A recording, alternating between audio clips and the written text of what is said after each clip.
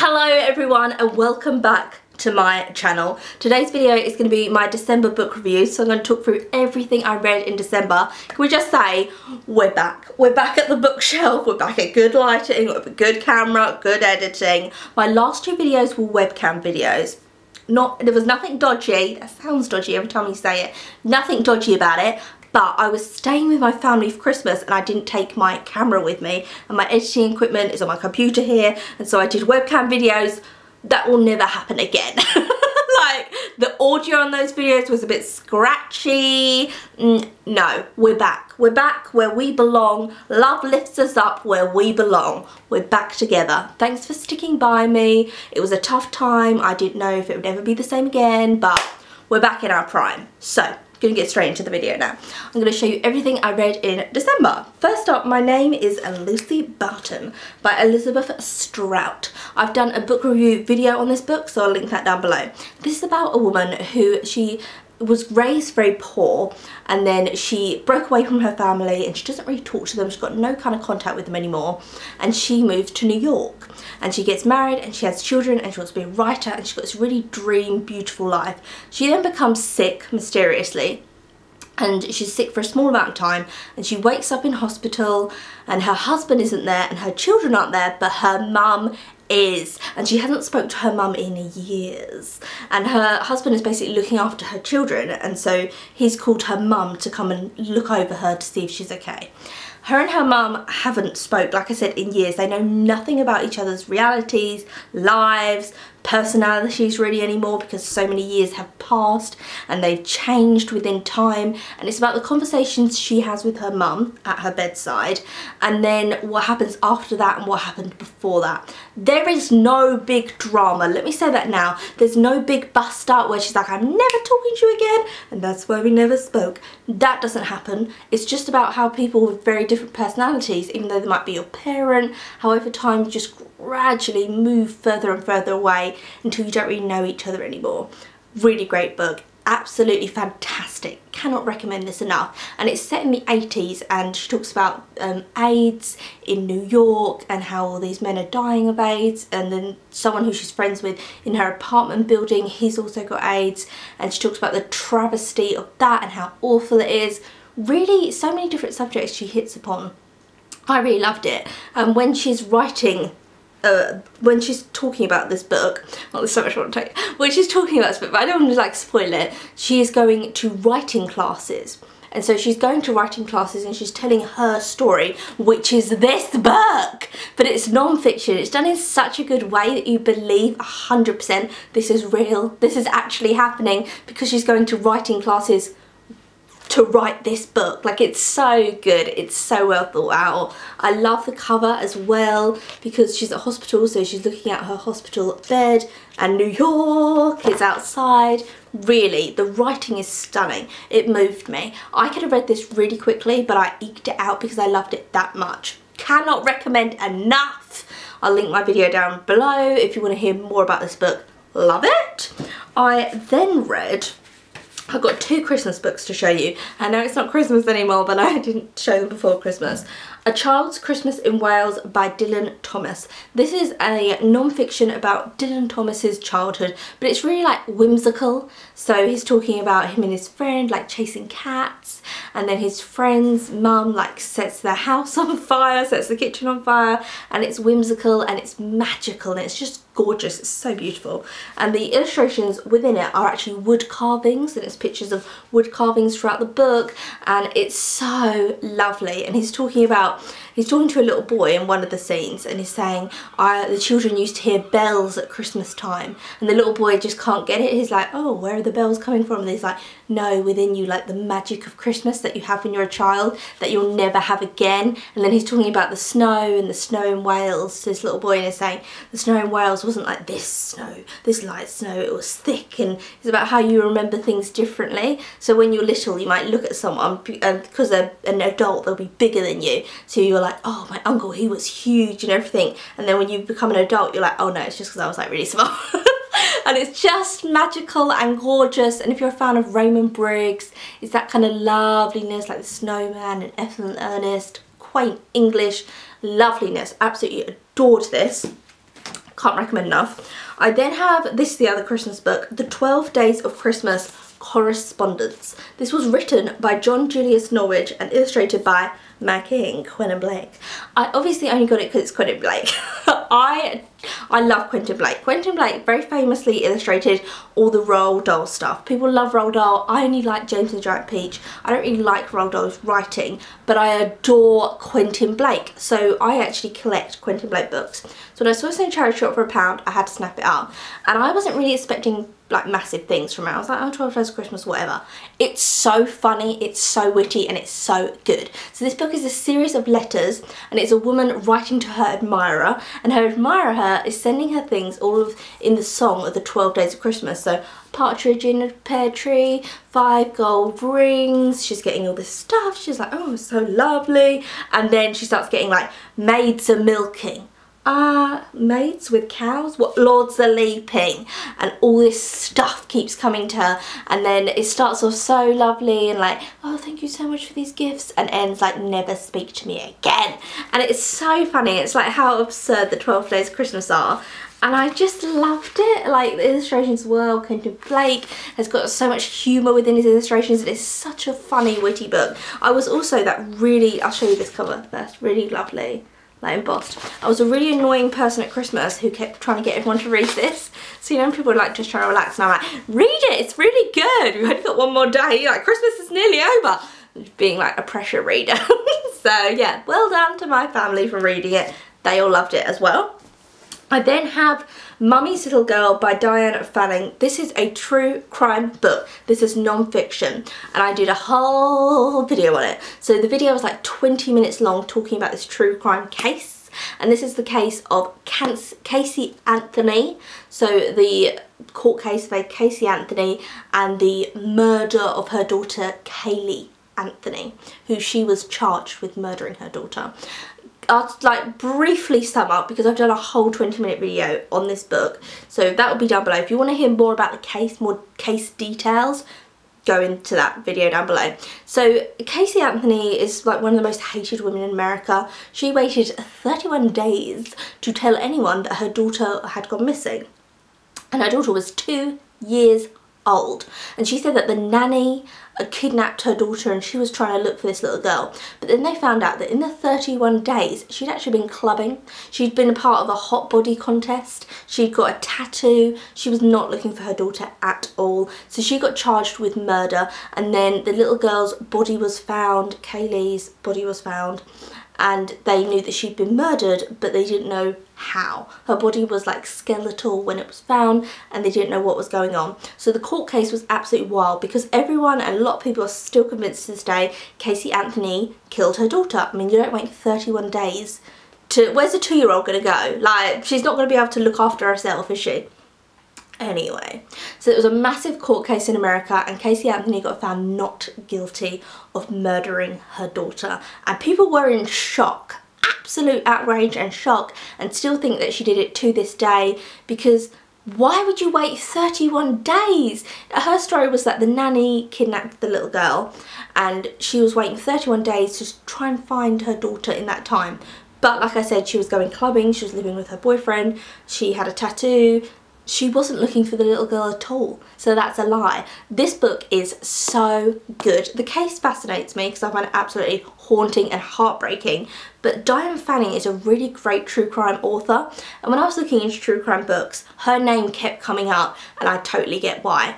This is so fluid. A lot of non-fiction books, so I've read a lot of books on like Charles Manson and the Manson family, because I used to be interested in that. Not really too much anymore, but I used to be very interested in that. And a lot of the books were like, this time, this happened, this date, this happened. Like, it's just, it's like reading police reports. It doesn't really flow very well. It's very like, oh, hard to get your head around. This flows like the actual true story events of what happened. You really get the flow for the story and the confusion that the detectives must have been going through, because Casey Anthony, why a lot of people think she did it, is obviously she waited 31 days, but also she kept lying to the police. So she lied about where she worked, she lied about where she was, she lied about the nanny because the nanny didn't actually exist.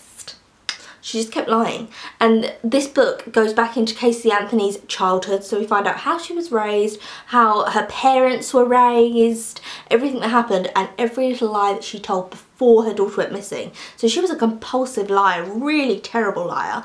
And Diane really goes into that, like all these little lies, all these warning signs that there's something that's not quite right with this girl because she keeps lying. And then up to the point when her daughter went missing and she started lying about that. As I said, Casey Anthony was found not guilty. She's a free woman in the eyes of the law, and the jury, it was a death trial thing. So if they would have found her guilty, she would have been put to death. I think that had a lot to do with it. The prosecution case wasn't very strong. The prosecution said that Casey Anthony made chloroformed her daughter and then dumped her daughter's body. Chloroform is really difficult to make. It's not something that you just like mix up together and that's it. So I think the prosecution's case was weak. But I'm not going to go too much in it because I did like a 20-minute video on it because this case frustrates the hell out of me. This is a really good book. And Diane also very much is like, this is a fact, this is my opinion. There's a chapter in it where she says her opinion of what she thinks happens and everything else is fact. This is fact, fact, fact, fact, fact. I might not like her, you might not like her, but this is the fact of the matter. This is what the jury were given. This is everything. Really fantastic book, fantastically done, really. And she also, there were so many things mentioned in it that I didn't know, and I've watched a lot of documentaries on the case, and she just brings light so much because all the details of those police reports that I put out, she puts in the book. Really fantastically written, really good. And I think it must be very difficult to take something like police reports and interrogations and turn it into a book because it's so regimented, to make it flow but then not to ad-lib because you don't want to lie, you want to keep it in the realms of the truth and what happened. Really skillful, really did think that was good. Gonna read some more by Diane Fanning.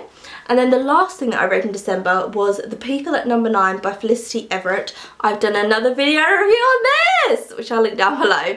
And this is about, you have a couple who are called Sarah and Neil. They're very middle class, they're married, they've got children, everything's going well for them. Their children are going to a good school, they've got great lives. And then this bohemian couple move in, and they're called Lou and Gavin. And Gavin is an artist and Lou is something to do in the film business, but we don't really know what she does.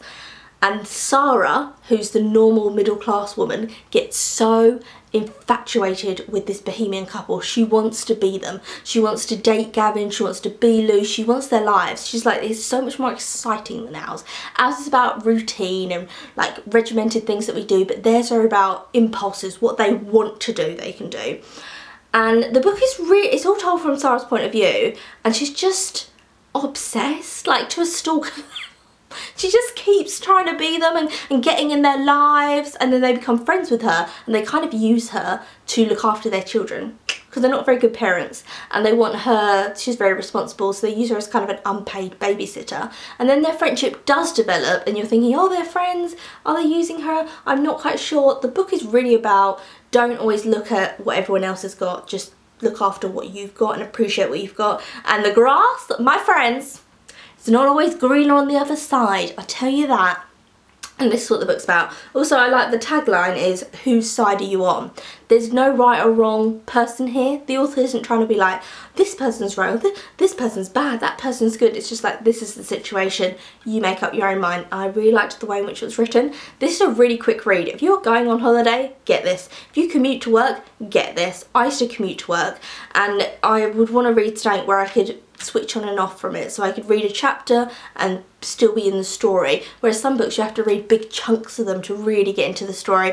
You can go chapter by chapter by this one. Really great for like a commute, easy, quick read. And that is it. That's everything that I read in December. I'm going to show you what I'm currently reading now. So I run a book club called Tay Book Club on this channel, and people keep saying like, how do I get involved? There is no rules, there is no regulations, you literally just read the book that I've chosen, like that's it. So I have chosen The Hunchback of Notre Dame by Victor Hugo. We will be reading this till the end of January.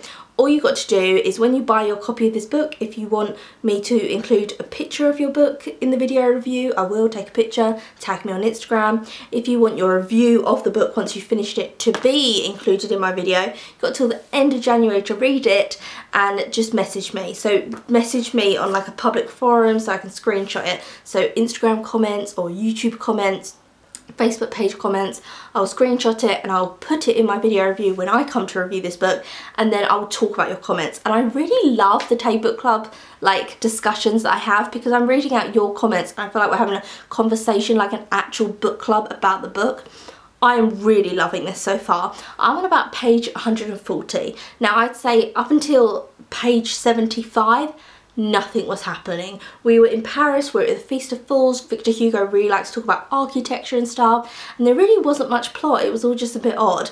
And then page 75 in my book, Esmeralda turns up. She just messes everything up. All these men are obsessed with her and want to get near her, and then we get Quasimodo involved, and she is really the like pivotal point, because everyone wants to be something to do with her. So she's the thing that kicks everything off. So as soon as she arrives, that's it. The plot is actually really quick now. I'm surprised how slow it was at the beginning, because of how much it's like quickened its pace now. Really enjoying this. I'm also, though this is a book, it's kind of like a project. You have to take your time with it. If at first you don't succeed, try again. You see how like I said that like a teacher? But true, because at first it is a slog, but this is like a project to read. This is a big old book. We're gonna get through it. It's gonna be lovely, and it's one of those books where you really feel that you're there, because there's so much description.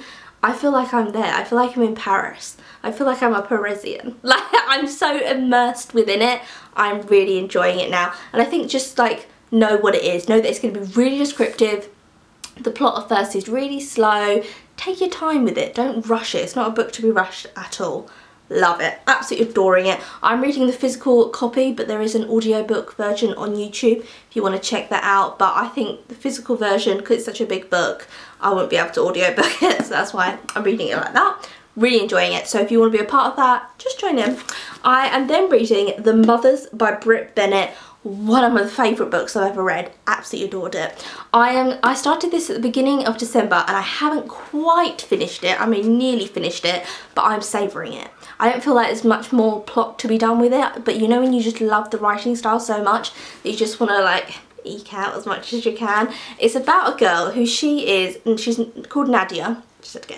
She's 17 years old and she is a young black girl, and it's about her community, but also every chapter at the beginning is the women from church. So the women from church are telling you stuff about life and giving you life lessons, and then it goes into what's going on with Nadia. So Nadia is 17 years old and she has found herself pregnant, and the boy that she is pregnant with is the pastor's son. And he's not really interested in helping her very much. Her mum has recently committed suicide. Her and her dad don't have a very good relationship. It's about also because, right, oh my god, I want to talk about it so much, but I'm like, don't spoil it, don't spoil it. It's really about, she has an abortion. She's pregnant, she has an abortion. And then it's about how her life goes on from there, and how the boy, the pastor's son, how his life goes on from there, and what happens. And they become entangled years later. They become entangled together again. Really stunning. Like, it's breaking my heart, but in a beautiful way. Absolutely adore it. Love it so much. It's so much through my head now. I'm like, I want to talk about this book and then like this bit that happens within it. Then it also goes into racism, because she's incredibly smart. She gets into a really good college and everyone around her is white, so she's talking about like subtle racism towards her because she's the only black girl there, and little things people do. She's like, oh, they're not calling me any names or stuff like that, but they expect me to like walk in the road. When they're walking along, they don't move out of my way in any kind of way. It's like little subtle comments and subtle things. Really, like, such a good book. When I talk about this, I'm going to try and not go on and on and on in a video, but I think I'll have to. It'll be like a 20-minute long video because I'm loving it so much. And that is it. That is everything that I'm reading. Thank you for staying subscribed to me. And now we are back in my home. We are together. Everything is going well. I have so many plans for 2019 for this channel. So many things I want to talk about. So thank you so much for subscribing, and I'll see you again very soon for another video.